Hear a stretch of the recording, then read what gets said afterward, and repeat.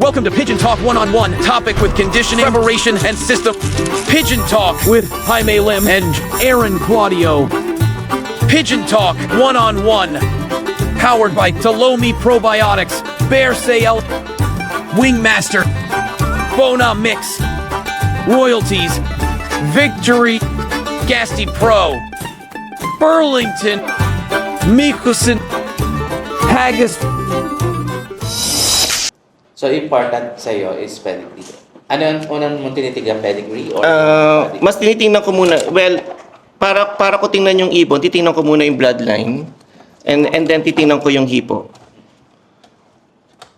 Tapos, pagka pumasa siya sa criteria ko na athletic bird, doon ko tinitingnan ngayon yung performance ng mga ninuno niya.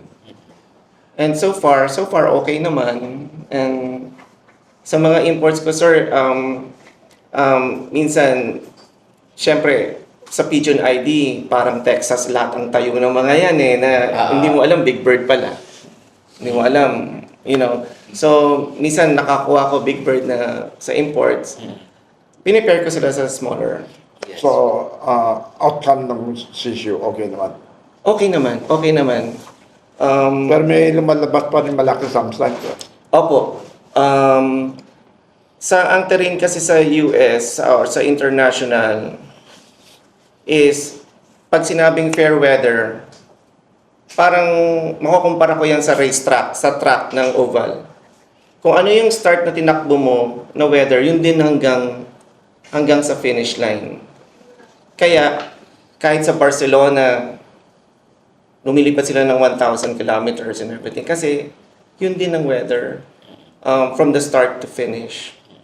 But it's different here sa atin. Oo.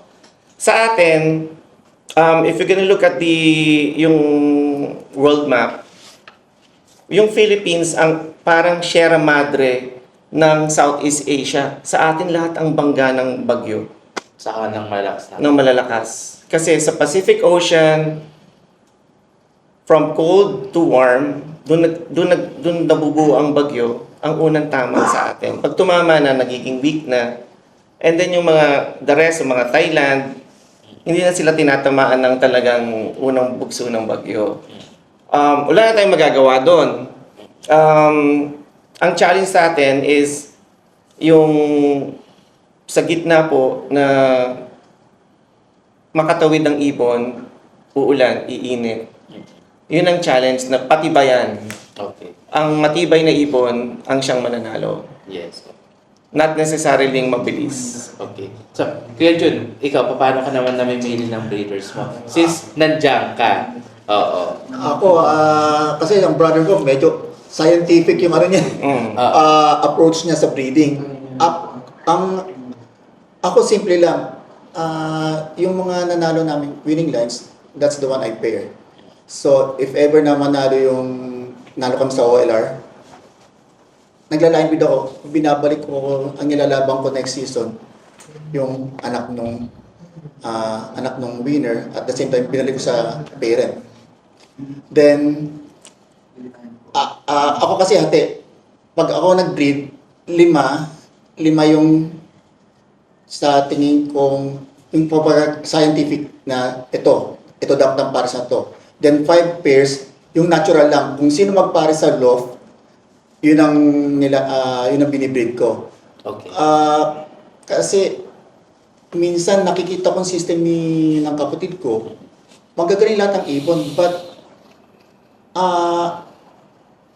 totoo yung sinasabi ng iba, kahit na bumili ka ng birds sa mga well-known, hindi kagad click na magic, yun na Kaya ako, meron 5 pairs na talagang sinelect ko, then 5 pairs na natural pairing lang. Okay.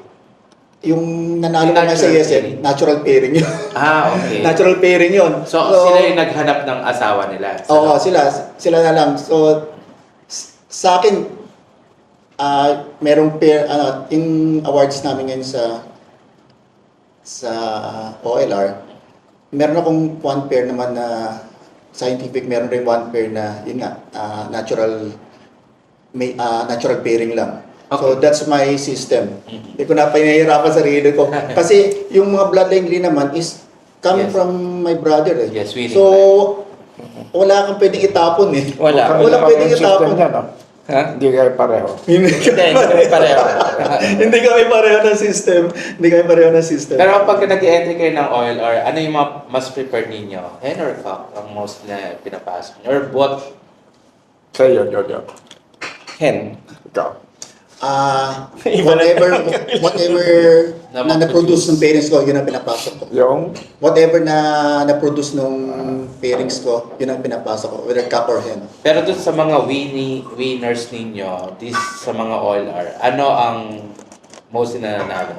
Hen or cock? Cock. Sa akin, cock. Cock. Cock yung nananalo sa akin. sa akin, hen. Yeah, I like Sa'yo, hen. sa'yo ko ito. Hen. Hen. But alam, baliktad kami. Oo. Sa akin, cock. So magaling sa'yo ang cock, sa kanya magaling Pero ang hen. sa tagal ng MacArthur, lamang hen. Lamang. Yes, from what I have read rin and heard, hen ang lamang pag sa MacArthur. Ito, this bird is a hen. Yes, oo. Yan, and so far ang consistent sa akin sa imports is the Van Loon line. Okay. Every season meron siya. Yung father niya was 6 overall sa ESM ng first season. Okay. Complete clocking. So, natapos na tayo sa pagpili nyo ng mga breeders. Paano naman kayo mag-condition naman ng mga breeders? The feeds, ano lang, I mix my own feeds. Okay. With regards sa mga anti-canker, purga, paano mo siya ni-apply? Ako kasi medyo busy ako sa work, so water lang ako. Water. If ever I give them water-soluble vitamins, Saturday and Sunday lang. Ako mismong na... Nagtitimpla. Oo. Kasi baka pag ibiniling ko, Sir Jim, sa sa nagpapatuka, baka magkamali. Yeah. Mahirap na eh. Paano kayo mag-breed? Nasa breeder cage o colony? Breeder cage, Sa'yo. Breeder cage. Pero off-season, nakahiwalay. Hiwalay I mean, nasa fly, Nasa stock lock. Stock lock. Okay. nagkakaroon kayo ng packs. Pigeon packs. In my case, hindi. Hindi po sa akin. Sa akin wala. Kasi talagang may linis yan. Talagang Para mawala ng packs, para marinig ng mga viewers. Sa'yo. For me, regular na linis lang ng mga droppings lang sa mga trays. Para hindi naman mahirapan, every other day would suffice para tama lang. Kasi yung naglilinis rin doon, kailangan makita mo eh. At nakikita ko lang yun pag weekends na. So I see to it na pag naglinis siya, nandun pag weekend para makita. Pag may mali, sinasabihan ko na dapat ganito, dapat during weekdays ganito gagawin mo. Kaya may problema rin lang, hindi na maiwasan na minsan nakakalimutan or baka biglang binibilisan. Kaya may CCTV. May CCTV dun sa loob, nakikita na namin. Namomonitor ko. I believe pag malinis ang loob mo, Walang mas lamok. mas hindi tataman ng packs. Yes. Pati Malinis, cancer, yes. wala. Ako po, yun, totoo po yun. May CCTV po ako dun sa bahay. So, I make sure, saka mataas yung flooring, yung...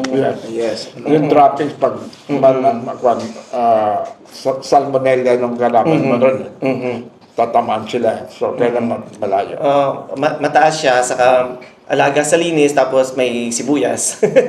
Okay. Para, How about oregano? Hindi ka nagsasabit ng oregano? Or, so far, wala sibuyas pa lang. Sibuyas. Sibuyas. Ako totally wala. Oregano. Totally wala ako kasi mahirap hindi ko na rin ma-manage eh. Basta sa akin, patapay ko lang painumin. Yun sa akin. Ganun sa amin, kaya sa one loaf race lang kami. Kasi nga, overseas ako, tapos busy sa work. And very, very doable. Very, very doable na pwede ka talaga maging successful. Matagal ka na rin sa States, no? Matagal po. How many years na? 25 years. Tagal ah. Opo. Since 2000, hindi na And siya. I heard you work in hospital, right? Yes.